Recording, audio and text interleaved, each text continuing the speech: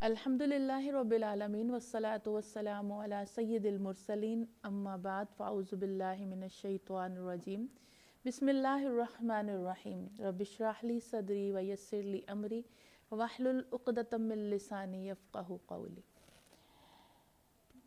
ترمذی شریف میں نبی کریم صلی اللہ علیہ وآلہ وسلم نے فرمایا، نکاح کا اعلان عام کیا کرو اور نکاح کو مساجد میں منعقد کیا کرو۔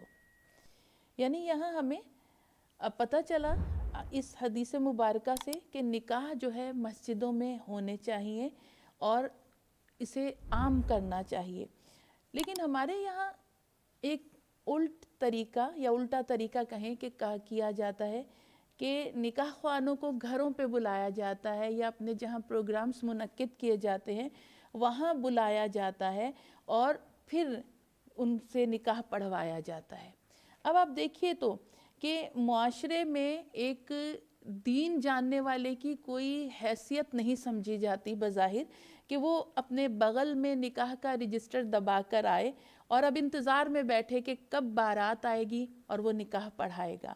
حالانکہ نبی پاک صلی اللہ علیہ وسلم نے فرمایا کہ نکاح کو مسجدوں میں منعقد کیا کرو۔ ہم دیکھتے ہیں عیسائیوں نے اپنے چرچ، اپنے پادریوں کی عزت رکھی ہے۔ ان کے چاہے شہزادے شہزادیوں کا نکاح ہو انہیں چرچ آنا پڑتا ہے اور پادریوں کو بلوایا نہیں جاتا بلکہ ان کے پاس آیا جاتا ہے۔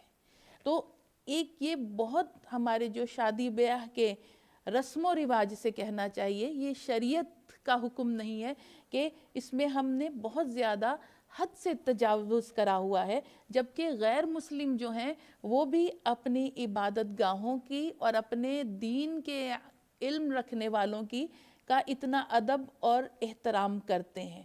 اب اس میں کچھ پوائنٹس ہم دیکھتے ہیں، ایک نکاح مسجد میں کرنا اور دوسرا اس سے کیا سمجھ میں آتا ہے ہمیں اسلام کا ایک بہترین اور سنہرا اصول نظر آتا ہے کہ نکاح کے موقع پر کوئی دعوت طعام نہیں ہے، یعنی لڑکی والوں پر نکاح کا کھانا فرض نہیں ہے، واجب نہیں ہے۔ لیکن کیا ہے، نکاح مسجد میں جو نہیں کیے جا رہے، جو اس طرح کی رسومات ہم کر رہے ہیں، اس سے کیا ہے کہ دعوت طعام، اور اسلام دعوت طعام جو ہے یا کھانے کی دعوت کہہ لیں، وہ کیا ہے اسلام میں صرف ولیمہ یعنی لڑکے والوں کی طرف سے دعوت کا اہتمام ہے۔ لڑکی والوں کی طرف سے دعوت کا کوئی اہتمام اسلام میں نہ قرآن میں نہ احادیث میں ہمیں نظر آتا ہے۔ صرف ایک دعوت ہوگی اور وہ کون سی دعوت ہوگی؟ دعوت ولیمہ ہوگی۔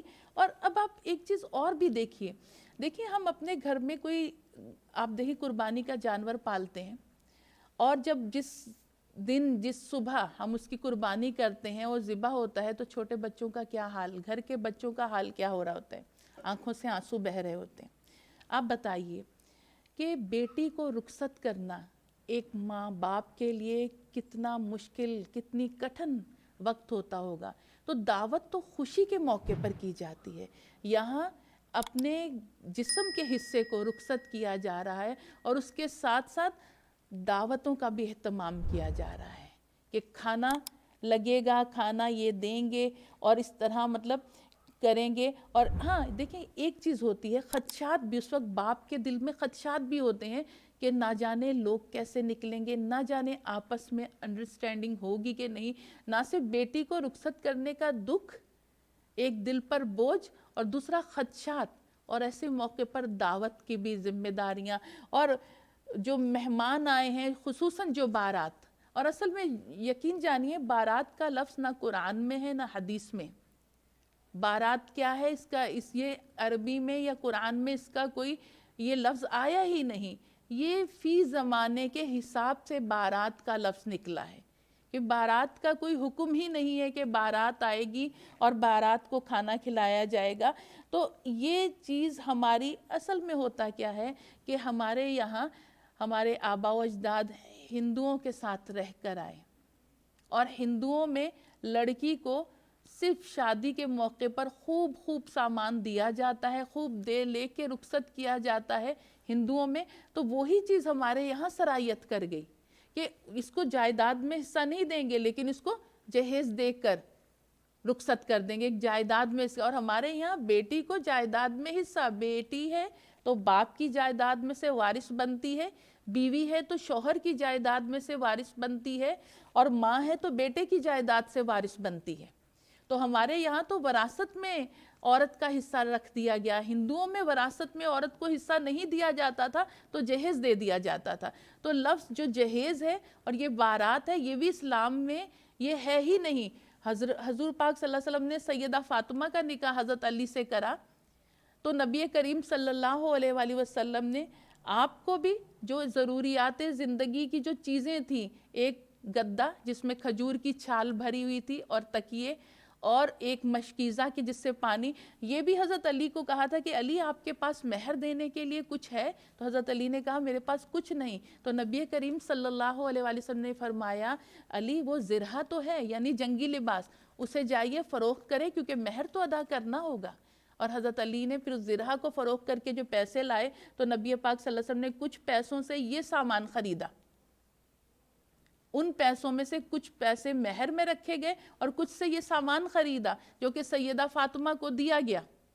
تو جہیز. اچھا, دوسری بیٹی کا نکاح حضرت عثمان سے ہوا اور حضرت عثمان رضی اللہ تعالیٰ عنہ مالدار, پورا گھر بھرا ہوا, تو ان بیٹی کو بھی جہیز نہیں دیا گیا. تو کیا پتا چلا کہ اسلام میں جہیز کا کوئی تصور ہی نہیں ہے. یہ جہیز ایک ایکسٹرا چیز ہے جو کہ ہم لے کر آئے ہیں بیٹیوں کے لیے, اور دعوت طعام نکاح کے وقت یہ بھی ایک ایکسٹرا چیز ہے اور یہ بھی نہیں. اچھا, اب ایک چیز بڑی اہم ہے. آپ دیکھیں نکاح کے موقع پر چھوارے کس کی طرف سے دیے جاتے ہیں؟ لڑکے والوں کی طرف سے, اور کھانا پینا لڑکی والوں کی طرف سے. تو مجھے بتائیں جو لڑکی والے اتنی بڑی بارات کے کھانے پینے کا انتظام کر لیتے ہیں تو کیا چھوارے نہیں دے سکتے؟ تو یہ بہت ایک غیر معقول اور غلط طریقہ ہے جو ہمارے یہاں رائج کر دیا گیا, اور خصوصاً لڑکی کے والدین کو ایک بوجھ کے نیچے ڈال دیا گیا کہ بہت ایک مشکل چیز کے لیے. اور پھر ہمارے ایک معاشرے میں یہ بھی چیز رائج ہے, باقاعدہ فرمائشیں کی جاتی ہیں کہ فلاں ہال کی بکنگ کرائی جائے, فلاں ڈشز ہمارے گھر والے اور رشتہ دار کھاتے ہیں. یہ بھی بڑی ڈھٹائی سے کہا جاتا ہے.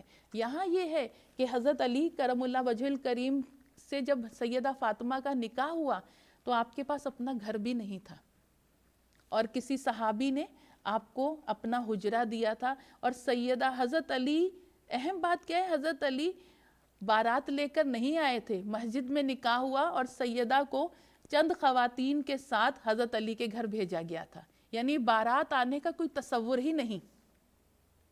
ہم بہت ساری چیزیں کہتے ہیں یہ سنت ہے, یہ سنت ہے, لیکن جو اہم ترین چیزوں میں سنتیں ہیں اس کو ہم بھول چکے ہیں, اور اس پر ہمارا کوئی عمل نہیں ہے, نہ اس کو ہم جاننے کی کوشش کرتے ہیں کہ اس کو جان کر ہم کیا کریں گے. تو یہی چیز ہے کہ ہمیں دین اسلام پر مکمل طور پر عمل کرنا ہوگا. جو رسول پاک صلی اللہ علیہ وسلم نے, آپ کی زندگی ہمارے لیے بہترین اسوہ حسنہ ہے. تو آپ صلی اللہ علیہ وآلہ وسلم نے جو نکاح کے متعلق ہمیں چیزیں دی ہیں, جو اپنی زندگی سے آپ نے بتایا ہے, ہمیں اس کو لے کر چلنا ہوگا. تو ہمارے معاشرے میں فی زمانہ ہماری زیادہ تر آبادی غربت والی ہے. عمرہ طبقہ بہت ایک لمیٹڈ تعداد میں ہے, لیکن غریب طبقے اور مڈل کلاس یہ بہت زیادہ تعداد میں ہے. تو جو, اور پھر آپ دیکھیں قرآن کریم میں یہ فرمایا گیا وَقَالَ الْمَلَأُ الَّذِينَ, بولے ان کی قوم کے متکبر سردار, یعنی سب سے پہلے امیر لوگوں نے پیغمبروں کو جھٹلاتے تھے, نافرمانیاں کرتے تھے, برے کام کرتے تھے, ان کی دیکھا دیکھی غریبوں میں بھی یہ عادتیں سرایت کر جاتی تھی. آج ہم دیکھ رہے ہیں جو ہمارے یہاں شادی بیاہوں کا حال ہے وہ دیکھتے دیکھتے بستیوں میں بھی سرایت کر رہا ہے, گاؤں دیہاتوں میں بھی سرایت کر رہا ہے. تو ایک گناہ کو جب ہم ایجاد کریں گے اور ہمارے پیچھے لگ کے دوسرے لوگ کریں گے تو جس طرح صدقہ جاریہ اس طرح گناہ جاریہ ہوتا رہے گا. تو اللہ پاک ہمیں ان تمام برائیوں سے محفوظ رکھے اور ہمیں سنتوں پر عمل کرنے کی توفیق عطا فرمائے. ہمیں یہ بھی توفیق عطا فرمائے کہ ہم اپنے بچے بچیوں, اپنے نوجوان نسل کے نکاح کو آسان کریں. وآخر الدعوانا ان الحمد للہ رب العالمین وصدق اللہ العظیم.